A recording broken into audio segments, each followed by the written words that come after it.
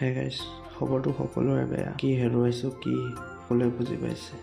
অলপ ওলাই আহিলোঁ টাউন, দেখিছেনে এখনৰ দোকান খোলা নাই, চব বন্ধ।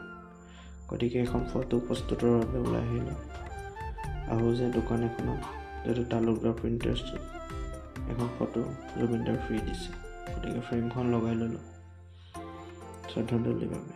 সকলো দোকান বন্ধ। তেখেতে কিমান মানুহে ভাল পাব লাগিব তেখেতক। গতিকে তেনেকুৱা এজন মানুহ আৰু এই পৃথিৱীত দ্বিতীয়জন হয়তো নাপাম। ৰহস্যটো আমি বুজি পাইছোঁ, অসমৰ ৰাইজে বুজি পাইছে। এনেকুৱা এটা দিন ইমান সোনকালে আহিব বুলি কাহানিও ভবা নাই, সপোনতো ভবা নাই।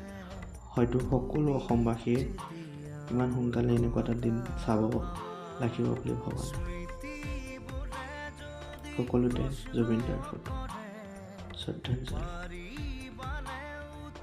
জয় জুবিন দা।